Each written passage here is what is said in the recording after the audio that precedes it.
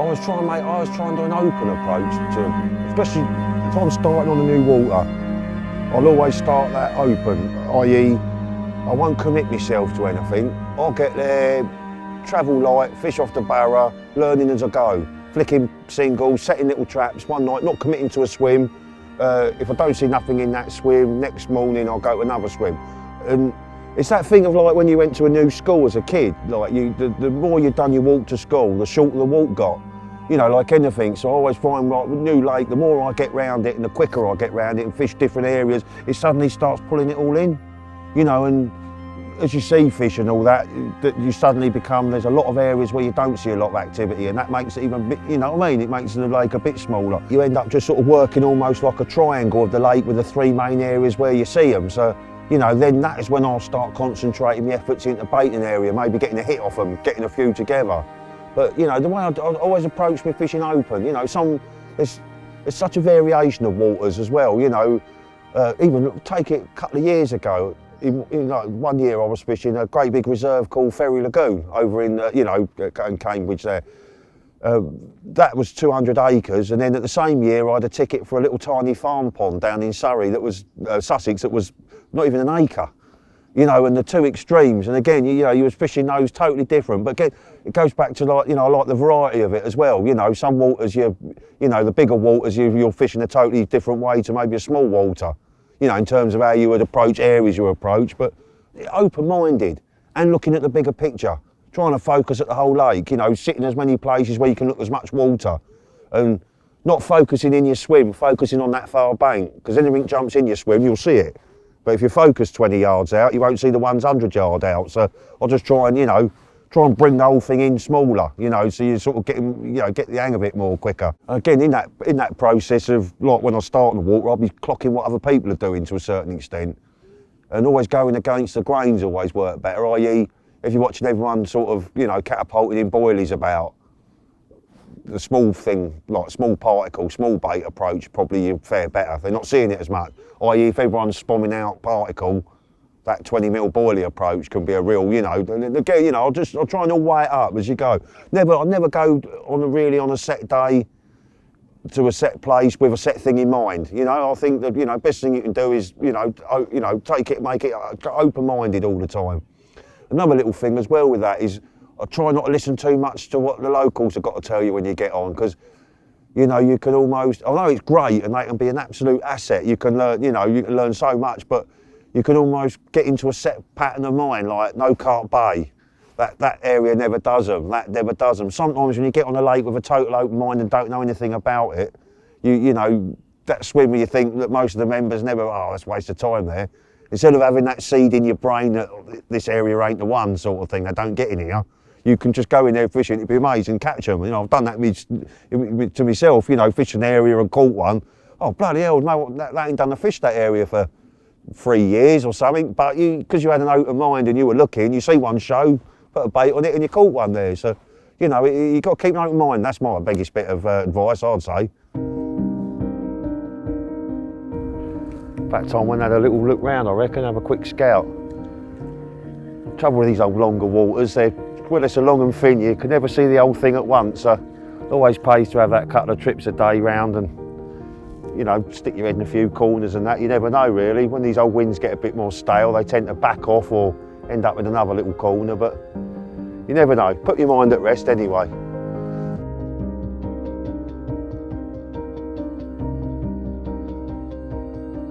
But again, it all depends on stock amounts and things like that. You know, they can be like that carp. You put 1,000 of them in a 10 acre, 5 acre little lake where there's not enough natural food to sustain them. They have to eat like that, obviously, as that survival instinct, you know. But, you know, they definitely learn to adapt very quick. But they're a big thing, I think, to them can be a very subtle little thing to us. You know, how many times you've seen it on places just changing the size and shape of a boilie? How that makes an absolute, you know, instant difference. Just the fact that it's not that all round and that big, but it's all different sizes, you know. Big baits and small baits, you know, like using a fine seed. How they react to that over the bed of boilies. So they do definitely learn. And, you know, some interesting stuff chatting to guys, you know, I know in the specimen fishing and what else with the otters. how carp are learning to adapt round them. But you know, I know guys up in the Cotswolds, they tell me that in the night time the carp will all head out to a deeper area and all sit out under the surface and then move back into the bays during the day. Barbel on the rivers is another one. A lot of my mates are noticing they'll get the bites at 5 o'clock in the morning, first light. Gone are the days when the barbel will come out the snags at night. They're almost hiding the snags at night and then adapt and, you know, so I think all fish learn to adapt round there, you know, if they're getting a bit, you know, something's affecting them or something, or frightening them or whatever not, they're obviously getting caught. But yeah, you know, they definitely, you've got to give them a bit of credit. But there's, you know, at the end of the day, they're a simple creature. They want to eat and reproduce, and that's pretty much it, isn't it?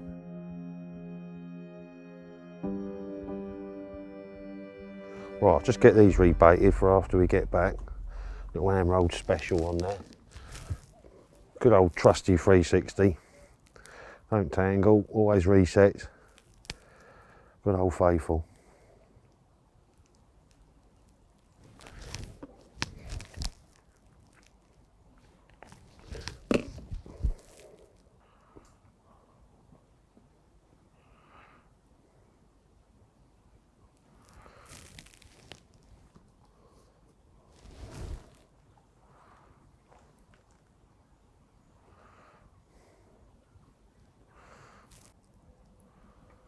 That's that one done.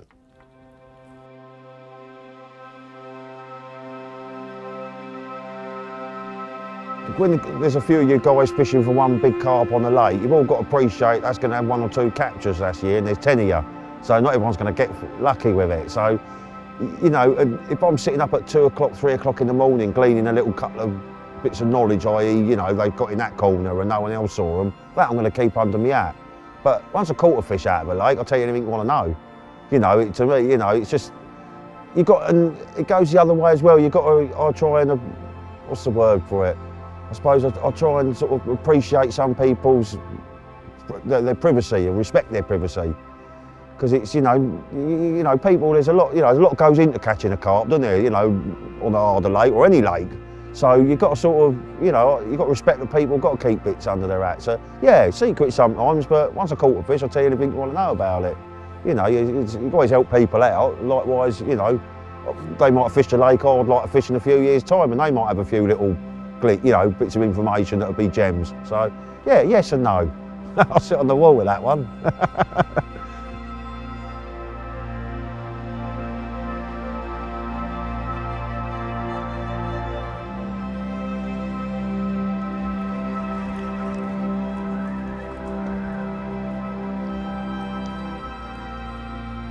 Washing nice. Smells just like I cast it out there, beautiful.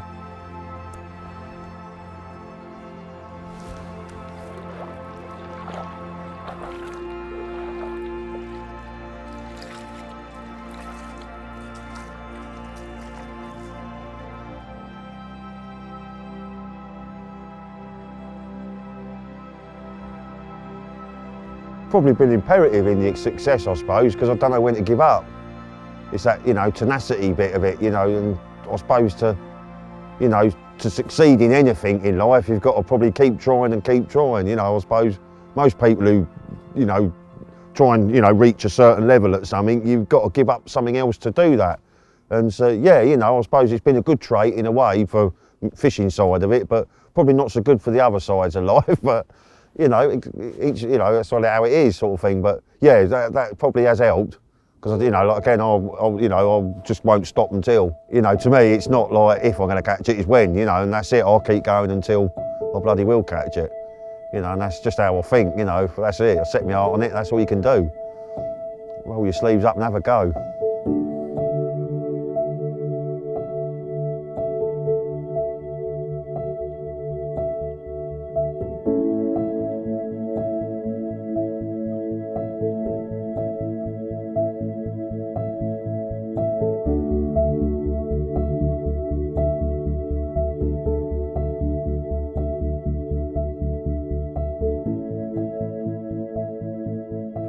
So it's always good to have a couple of walks around a day. One, I say, breaks your day up, nice bit of exercise, but sometimes you never know what you see round. You know, you just have a little walk around one of those little corners, you think, shall I, shan't I? And bloody lo and behold, one will stick its head out or something along those lines. especially like here, it's a good area. This lake's having like a big out of bounds bay on it. It's always good to come round and see what's showing in there or not. You know, quite often they'll all be piled up for an afternoon, evening, right over there. So at least you know then what you're dealing with. But it's just, you know, you always get a different angle on the place. You know, you might get a bit stale in the same swim for a couple of days, a night even, and then, you know, bang, you'll come down here and one head will go over, then another head will go over, and then just suddenly the chase starts again. But it's just always good to just, you know, keep looking, keep learning, keep looking. There's something always, they always give away, there's always a little chink in the armour that will show. One will put his head out, one will, there'll be something. There'll be something, just don't stop looking until you do.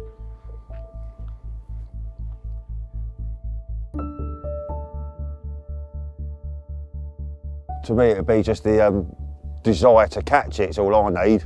And then the rest is, you know, just what we were just talking about. You know, I won't stop until I do catch it, but probably the biggest asset's your eyesight, looking and looking and looking.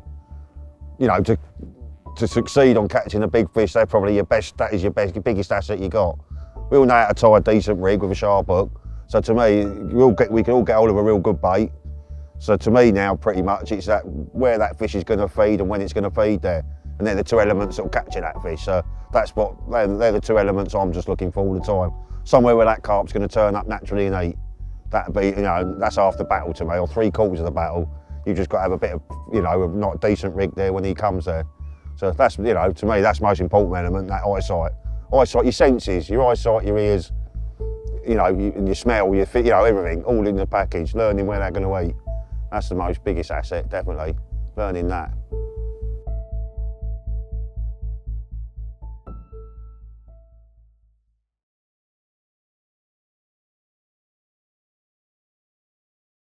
First light for me is the most important part of my fishing. You know, when I'm a very visual angler, you know, and reactive almost. You know, I wouldn't say that I'm moving all the time, every minute of every day, but I'm always looking. And the most important, I say most important, any time is important as any. But I've found over the years that the main time I see fish is in the morning, so that's the most important period for me.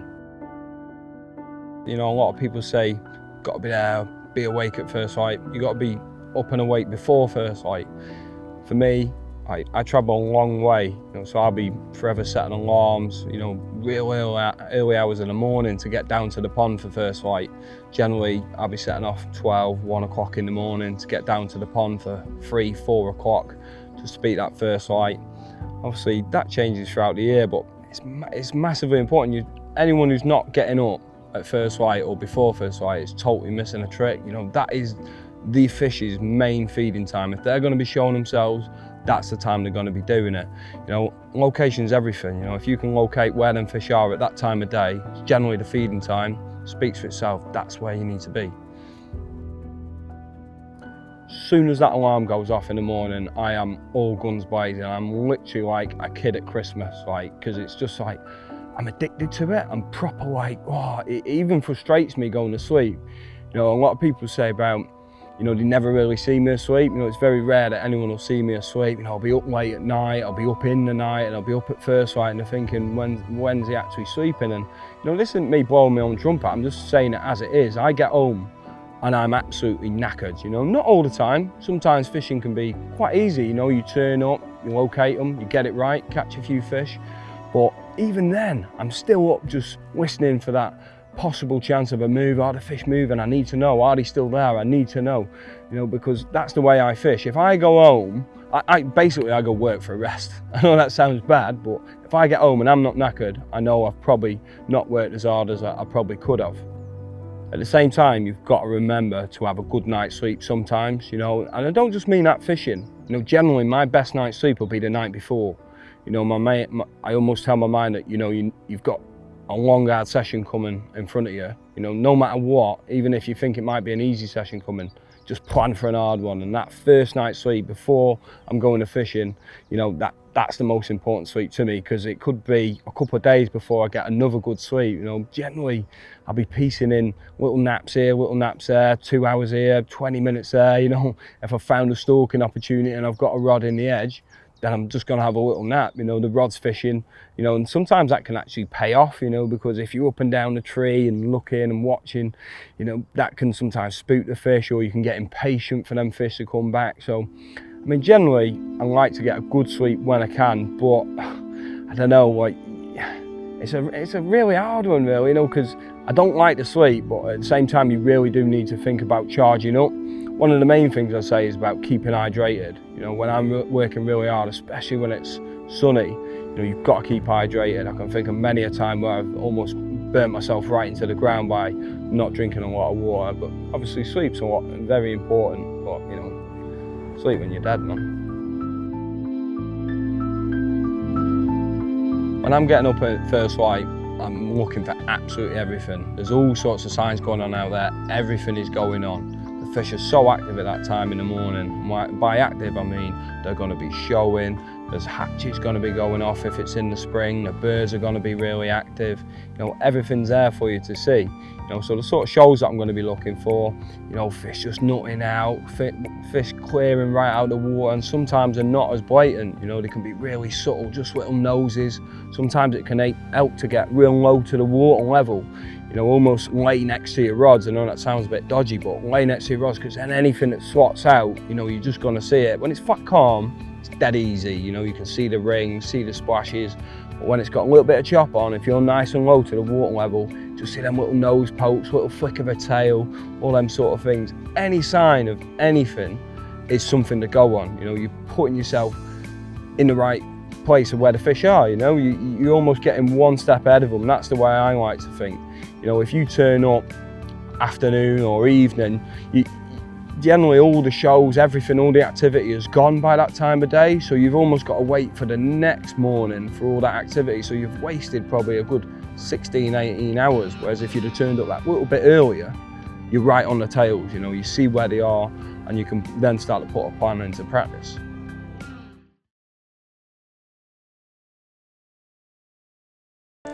So I wonder how many times over the years you wind in, just be, you know what I mean, the one you want. Just coming onto the spot. That's fishing though, isn't it? You can't fucking think like that. We'll make a new opportunity over there. Nothing up with him.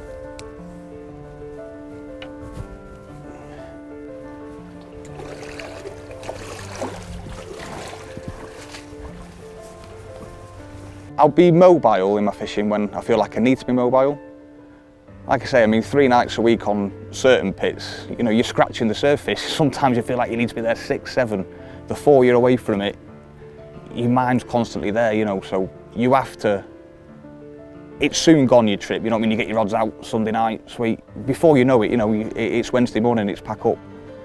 So you have to make the most of your time on the bank, you know, it's not being lazy with it at all. If you haven't got the joy of the boat, you know, clock your climbing trees, bait the edge. The amount of times I can think just that, sometimes you'll get a feeling just to check an area, you'll go there and you'll see something that will lead to a move, that will lead to a capture. So again, it just boils down to, you know, not just sitting there being lazy. If there's nothing happening in front of you, there'll be something happening somewhere around the pond. And it's, you know, seeking that out, finding it, learning a lake, and yeah, once you've done all that, piecing it together, it's just, you just got to know where they are. Get your rigs on the spots and yeah, rod hours on the bank, you catch them.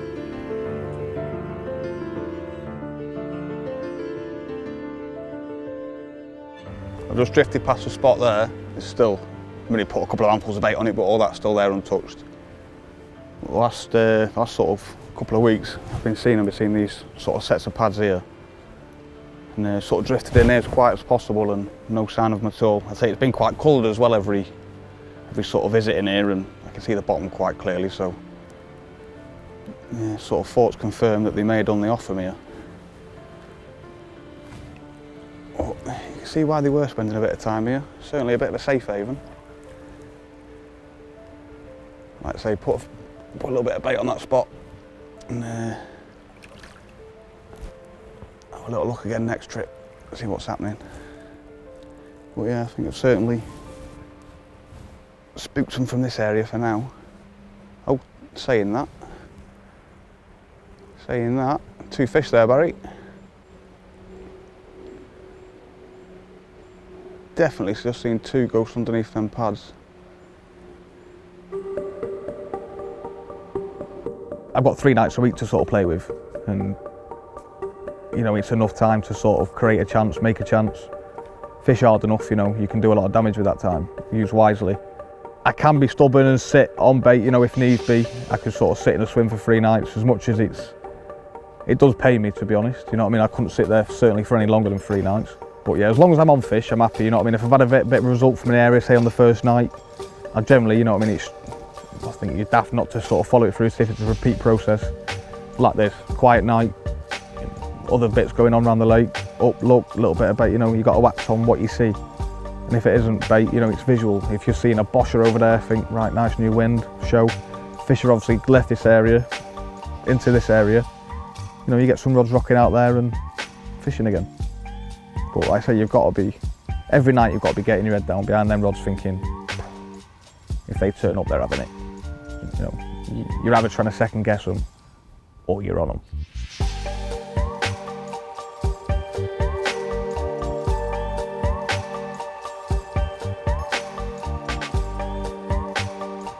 I mean, there's no better feeling when you've seen something in an area or set something up in an area and you've watched it come together, whether you check the spot and the bait's gone or you've seen fish show and fizz in that area in the morning.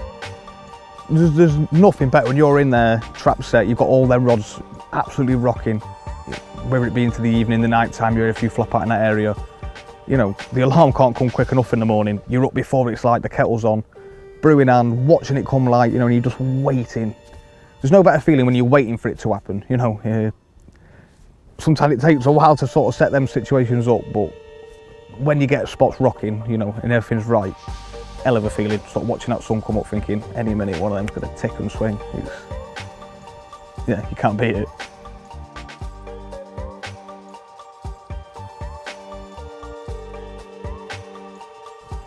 I mean, like the situations where you're going to stay put, it's kind of like where you're forced to stay put. I can think of a few fish I fish for. Bank space might be very limited. An area, you know, certain big pits, a big Cotswold pit for instance, you know, there's a big mirror in there and over sort of 10 captures over probably 12 years. I think 9 of them, 120 acre pit. There's a bay of about, I'd imagine, 30 acres maybe. But all 9 of the 10 captures that I'd sort of kept track of were all out of that area. Also other fish had done, like big fish had done captures in that area. So, you know, I wanted to spend a lot of my time in that area. And in the end, it sort of come good. So, it all depends on what sort of lake fishing you're doing. If you're fishing a lake full of them, and like I say, them opportunities are here, there and everywhere and come in left, right and centre, great fun. But also you can be on pits, like I say, 120 acres, 20, 30 carp, limited bank space, where if you didn't have something set up, you'd almost feel like, well, I certainly felt like you were pissing in the wind, so to speak. But whereas, you know, you might hear a fish bosh in an area, hours of lead work, or if you've got the use of the boat, go out in the boat and have a look. And if not, you know, hours of the lead, spomming, buckets of bait, and you're buzzing then, you know, it's something set up to come back and look to. And by having a couple of them around the pit, you know, I'm not saying stay mobile, see there, bosh there, do that. Sometimes you have to sort of sit, look back, see the bigger picture and think, you know, trap set, there ain't many in this pond, you ain't going to be getting bites. But if a group of fish drift into this area with a little bit of consistency of bait, any carp will have a nice easy meal, you know. And if you can give it a regular and they keep having that easy meal, they're going to use it more and more. And you kind of, you're not action fishing, you know, you're hunting, you're trying to pinpoint one carp, a group of carp's movements, intercept them and catch them.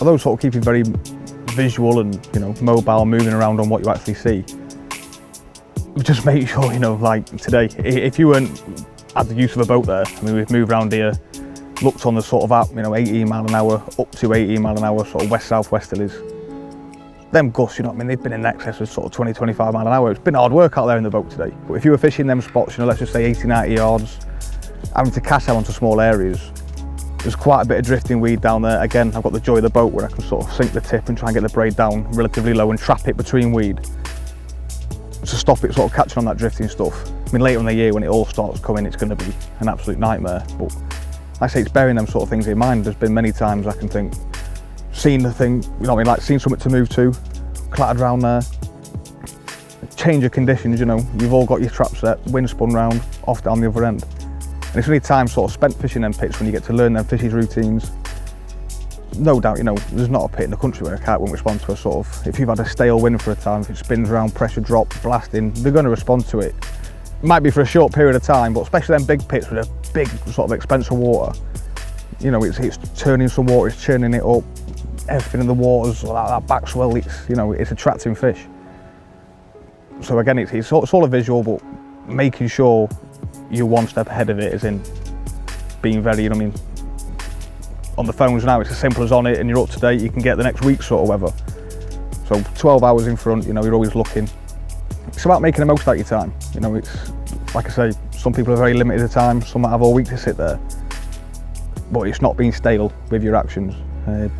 Keeping on it, keeping mobile, keeping sort of in front of the weather, what's predicted, what's not.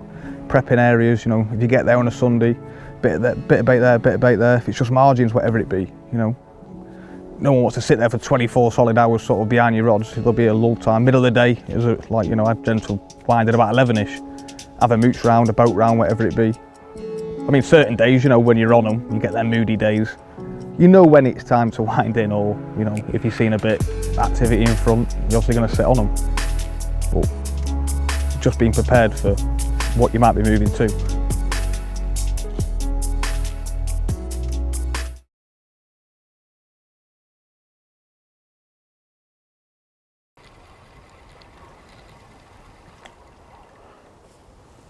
Same thing again. It's just like, I like to, oh yeah, look at it, look, it's shining. There's no acidity, burning, rusting of the hook, whatever way you want to call it. Everything's pucker.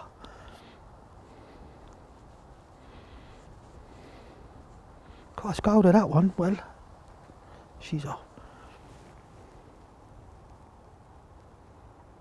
God, look, I could use that one again. Sweet. Look, no, it's just no discoloration. Everything's cool. It's good bottom. What I call live. Again, liner off.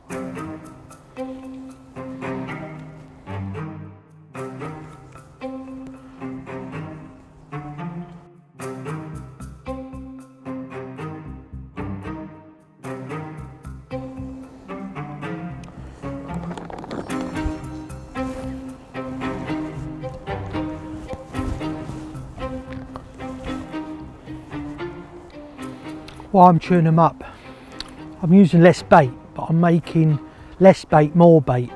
Plus, it puts a little bit more of the attractiveness of the bait in the water. So, keeps them grubbing around. So I'm going to put three or four of these out, just side by side.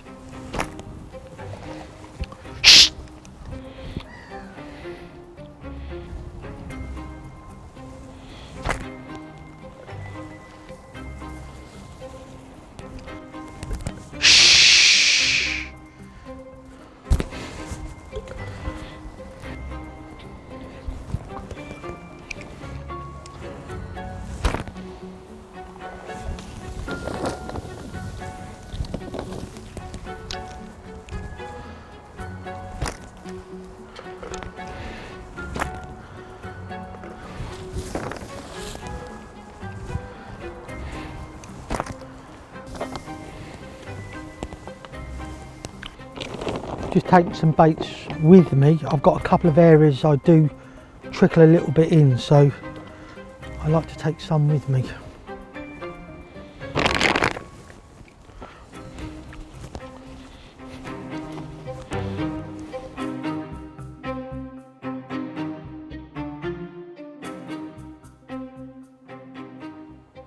It's nice to get different angles on the water. For instance, like if I look up there, it's silver. Can't see no fizzing, but here it's black, and you can like pick out any subtle fizzing, same as I'm looking down that way. But if I look up the lake, I can't see nothing, only if it rolls, but I could see something here. It was only last week I was seeing subtle fizzing, and it led to a capture. What was it, another one of the stockfish out of here.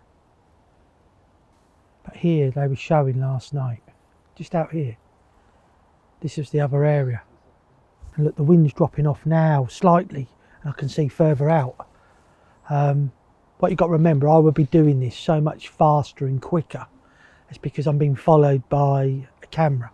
But in my head already, I need to check what's behind that wind line. And here is one of the 3 gaps where they can travel from lake to lake. So I want to go and watch in here. I personally haven't seen them going through this gap since the water's dropped, but they will do. I've seen them round it, like both entrances either side. If you stood there all day, you would see one, but when that water's up, they don't care. But come dark, they'll be using them all the time. But you just got to stand there. It could be a period in the afternoon they use it quickly, and when you can stand there for 2 hours, see nothing, and then you'll see 20. It's mad. Anyway, oh look, I can see right out there now. Just looking for subtle fizzing. No, but it doesn't mean they're not here. We all know, we've spoken about it. Come the autumn, they do tend to show just on after dark. It's mad. And as long as you're watching, you might see 1, might see 2. And I'm talking about this particular lake. And we've already seen one. And it was in this area.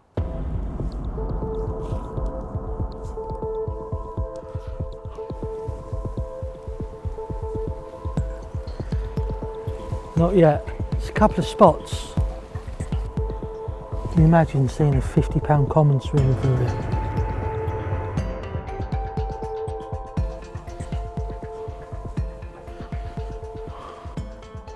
Right, there's a bush tree goes out there, so you can't get in here with a rig. They sort of hide up here during the day. And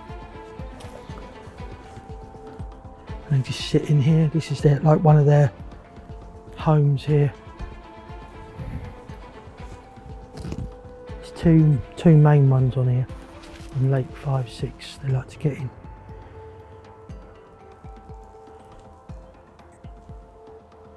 Spot is down there.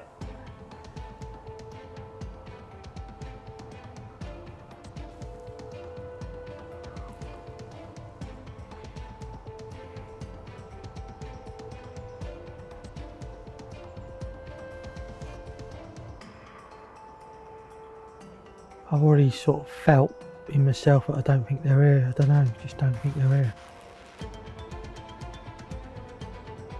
One thing I will do, I don't do this very often.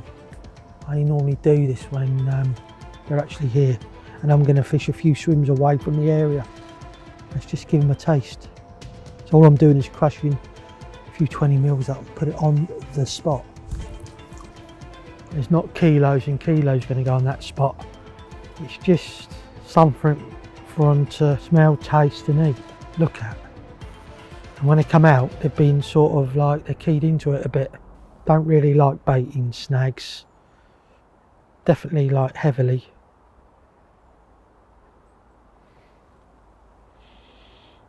I mean, in this water, it's not majorly clear at all, but if they were in the upper layers, they'd sort of show up like a white colour, because the water is sort of a browny colour. I suppose the viz, if you've got a glow below it, maybe 4 foot. But they normally just sit out here on the top. I can even see the bits on the bottom there. But it's something for me to come and have a look at in an hour or two. You never know, things can change by then. I'm off.